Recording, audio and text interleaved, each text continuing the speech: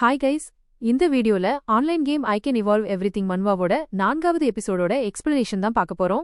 3 எபிசோடோட எக்ஸ்பிளனேஷன் பார்க்காதவங்க லிங்க் டிஸ்கிரிப்ஷன்ல கொடுத்திருக்கேன், போய் செக் பண்ணி பாருங்க. அதுக்கப்புறம் யாராச்சும் இந்த வீடியோக்கு லைக் போடாம பாக்குறீங்கன்னா மறக்காம லைக் போட்டு பாருங்க. அப்பதான் இந்த வீடியோவை நிறைய பேர் ரெக்கமெண்ட் பண்ணும், எனக்குமே வீடியோ போடுறதுக்கு ஒரு மோட்டிவேஷன் இருக்கும். சரி, வாங்க வீடியோக்குள்ள போகலாம். லேடி லூவோட ஃபார்மேஷன்ல ஷெங் நின்னபோது அவனோட பாடியில இருந்து பயங்கரமான எனர்ஜி வெளியே வந்துச்சு. லேடி லூ, நீ என் பொண்ணோட பேரை யூஸ் பண்ணி தப்பு பண்ணிட்ட. இப்போ தப்பிக்க முடியாது. இது உனக்கு இப்போ நல்லதா தெரிஞ்சாலும் அப்புறம் எவ்வளவு ப்ரூட்டலா இருக்கும்னு அப்போதான் தெரியும்னு சொன்னாங்க. ஸ்கிரீன்ல சிஸ்டம் மெசேஜ் வந்துச்சு. ஹிடன் கிளாஸ ஓபன் பண்ற டாஸ்க் ஸ்டார்ட் ஆயிடுச்சு. இது ஸ்டார்டிங்ல இருந்தே ஹார்ட் லெவல்ல இருக்கு. இத கேட்டதும் ஷெங் ஷாக் ஆகி, நான் லெவல் 7ல இருக்கேன், என்னால ஹார்ட் லெவலை கிளியர் பண்ண முடியுமான்னு கேட்டான். அவனுக்கு ஒரே ஒரு சான்ஸ் தான் இருந்துச்சு. ஷாக்ல, என்னை இங்கிருந்து வெளியே எடு, நீ பண்றது சரியில்லைன்னு கத்தினான். லேடி லூ, நீ தப்பு பண்ணிருக்க, அதுக்கான பனிஷ்மெண்ட் இப்போ கிடைக்கும், நீ இங்கிருந்து வெளியே வரமாட்ட, இங்கேயே செத்து போயிடுவன்னு ரிப்ளை பண்ணாங்க. ஷெங், இவை எல்லாமே உன்னோட பிளானா? நான் உன்னோட உயிரை காப்பாத்தினேன், நீ எனக்கு ஹெல்ப் பண்ணணும்னு சொன்னான். மெதுவா ஷெங்கோட பாடி ஃபார்மேஷனுக்குள்ள போக ஆரம்பிச்சுச்சு. அவன் லேடி லூவ பார்த்து, நீ என்ன அண்டர் எஸ்டிமேட் பண்ண ட்ரை பண்ற, நான் திரும்பி வரும்போது உனக்கு ஒரு லெசன் டீச் பண்ணுவேன், டைரக்டா பேசுவேன்னு சொன்னான். லேடி லூ சிரிச்சுக்கிட்டே, நீ இங்கேயே காலியாக போறன்னு சொன்னாங்க. சீன் ஒரு டெசர்ட் பிளேஸ்க்கு ஷிஃப்ட் ஆகுது. அங்க ஒரு ஃபார்மேஷன் ஓபன் ஆகி அதிலிருந்து ஷெங் வெளியே வர்றான். அந்த லேடி என்னை தனியா விட்டது சரியில்லை, எனக்கு ஒரே ஒரு சான்ஸ் தான் இருக்கு, நான் எல்லாத்தையும் கரெக்டா பண்ணணும்னு அவன் சொன்னான். ஒரு மான்ஸ்டரை தேட ஆரம்பிச்சான். சிஸ்டம் நோட்டிபிகேஷன் கொடுத்துச்சு, மான்ஸ்டர் உங்ககிட்ட இருக்கு, சோ அலர்ட்டா இருங்க, எப்ப வேணா அட்டாக் பண்ணலாம்.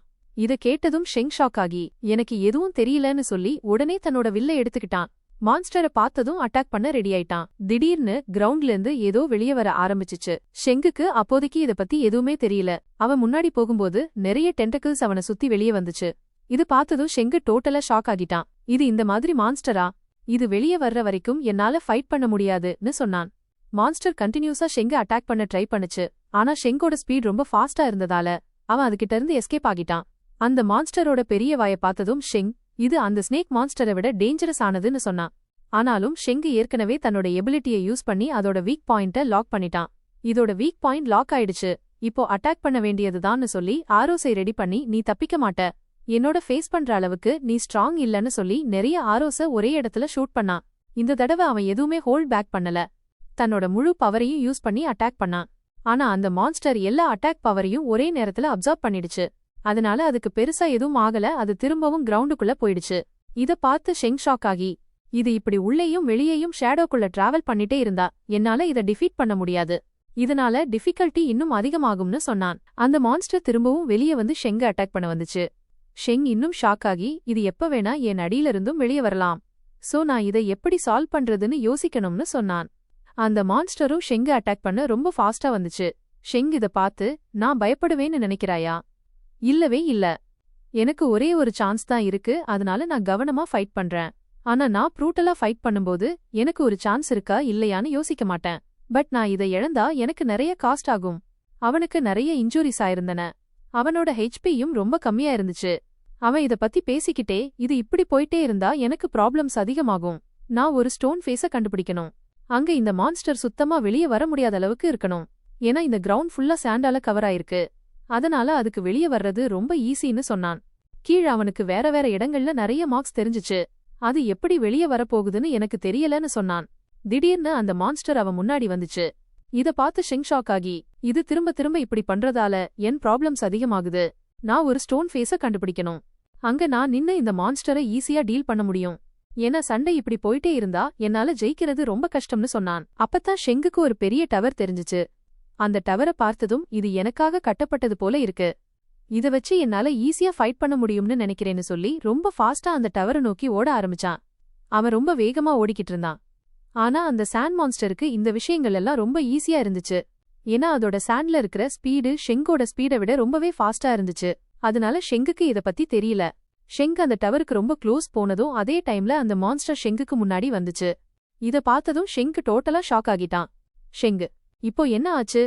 எனக்கு எதுவும் புரியல, இது எப்படி மறுபடியும் முன்னாடி வந்துச்சு? என்னோட ஸ்பீடு ரொம்ப ஃபாஸ்ட்னு நினைச்சு, ஆனா இது என்னை விட ஃபாஸ்ட்னு சொன்னான். அவன் அந்த மான்ஸ்டரை முன்னாடி பாத்துக்கிட்டே, நீ தப்பு பண்ணிட்ட, மறுபடியும் என் முன்னாடி வந்துட்ட, உன்னை அட்டாக் பண்ண எனக்கு இன்னொரு சான்ஸ் இருக்குன்னு சொன்னான். உடனே ஆரோஸ ரெடி பண்ணி, முன்னாடி அட்டாக் பண்ண அனுப்பினான். அவனோட ஆரோஸ் ரொம்ப பவர்ஃபுல்லா இருந்துச்சு. ஆனா இந்த மான்ஸ்டருக்கு பெருசா எந்த டேமேஜும் ஆகல. ரொம்ப கம்மியான டேமேஜ் தான் ஆகியிருந்துச்சு. ஷெங் மான்ஸ்டரை பாத்துக்கிட்டே, இது பாக்க எவ்வளவு கேவலமா இருக்கு. ஆனா என்ன தொடர்ந்து அட்டாக் பண்ணுது. இப்படி போயிட்டே இருந்தா எனக்கு ப்ராப்ளம் அதிகமாகும். ஏன்னா இது என்ன ஹெச்பியையும் ரொம்ப கம்மியாக்கிடுச்சு. நான் எப்படியாவது ஹிடன் கிளாஸ ஓபன் பண்ணணும், இல்லனா ஹிடன் ட்ரெஷரை கண்டுபிடிக்கணும். இப்படி போயிட்டே இருந்தா நான் நிச்சயம் தோத்துடுவேன்னு சொன்னான். அந்த மான்ஸ்டர் சாண்டால அவனை அட்டாக் பண்ண ஆரம்பிச்சுச்சு. இத பார்த்ததும் ஷெங் டோட்டலா ஷாக் ஆகி, இது நடந்தா நான் சுத்தமா தப்பிக்க மாட்டேன்னு சொன்னான். சாண்டால அடிச்சதும் இது ரொம்ப மோசமா இருந்துச்சு. இந்த மாதிரி விஷயங்கள் மறுபடியும் நடக்காதுன்னு நினைச்சு, ஆனா மறுபடியும் நடக்குதுன்னு சொன்னான். அவனுக்கு நிறைய டேமேஜ் ஆகியிருந்துச்சு. திரும்பவும் சிஸ்டம் பேனல் ஓபன் ஆச்சு. அதனோட விஷன் ஏரியாவும் இதனால கொஞ்சம் பிளாக் ஆயிடுச்சுன்னு அது காட்டுச்சு. கண்ணுல போயிருந்த மணலால் அவனுக்கு ப்ராப்ளம் ஆயிருந்துச்சு. அவனுக்கு எதுவும் கிளியரா தெரியல. எனக்கு எல்லாம் மங்கலா தெரியுது. மறுபடியும் இதே மாதிரி ஏதாவது ஒரு அட்டாக்கால நான் ஹிட் ஆனா அடுத்த முறை என்னால சர்வை பண்ண முடியும்னு எனக்கு தோணல. ஏன்னா இந்த மான்ஸ்டர் எனக்கு எந்த சான்ஸும் கொடுக்க போறதில்லன்னு சொல்லிட்டு திரும்பவும் ஃபைட் பண்ண ரெடியானான். ஏன்னா அந்த மான்ஸ்டர் அவனுக்கு ரொம்ப க்ளோஸ் வந்திருந்துச்சு. அத பார்த்ததும் உன்னை நான் இங்கு சுத்தமா விட மாட்டேன். ஆனா இந்த டைம் எனக்கு ஒரு பெஸ்ட் விஷயம் இருக்கு. நான் அந்த டவர் கிட்ட போகணும். ஏன்னா அந்த டவர் கிட்ட போய்தான் நான் இந்த மான்ஸ்டர் கிட்ட இருந்து கொஞ்சம் சேஃபா இருக்கலாம்னு சொல்லி அதே வேகத்துல திரும்பவும் முன்னாடி நகர ஆரம்பிச்சான். மான்ஸ்டர் கிட்ட, சரி நாம 2 பேர்ல யார் ஃபர்ஸ்ட் அந்த டவர் கிட்ட வர்றதுன்னு பாப்போம்னு சொன்னான். ஆனா ஷெங் அந்த மான்ஸ்டரோட பயங்கரமான ஹிட்னால அந்த டவர் கிட்ட ரொம்பவே க்ளோஸ் போயிட்டான். அப்போ நீ இன்னும் அங்கதான் இருக்கியா? ஆனா நான் அங்க வந்துட்டேன். நீ எப்படி இங்க வரப்போறேன்னு நானும் பாக்குறேன்னு சொன்னான். அப்போ அந்த மான்ஸ்டர் திரும்பவும் உடனே சாண்டுக்குள்ள போயிடுச்சு. ஷெங், அது எங்கிருந்து வரும்னு எனக்கு தெரியல. ஆனா அதோட வீக் பாயிண்ட்ஸ் பத்தின எல்லா நாலேஜும் இப்போ என்கிட்ட இருக்கு. நான் இப்போ என்ன பண்ணணும்னு எனக்கு இத பத்தி தெரியும்னு சொல்லி உடனே எல்லாத்தையும் ரெடி பண்ணிக்கிட்டான். ஏன்னா இந்த தடவை அந்த மான்ஸ்டர் மேல அட்டாக் பண்ற எந்த சான்ஸையும் அவன் விட விரும்பல. ஏன்னா அவனுக்கு இந்த விஷயங்களை பண்றதுக்கு ரொம்ப கம்மியான சான்ஸ்கள் தான் கிடைச்சிச்சு. அவன் பேசிக்கிட்டு இருந்தான். அவனுக்கு கிடைக்க போற சான்ஸ் அவன் இழந்தா அவனுக்கு எல்லா விஷயங்களும் டோட்டலா வேஸ்ட் ஆகிடும்.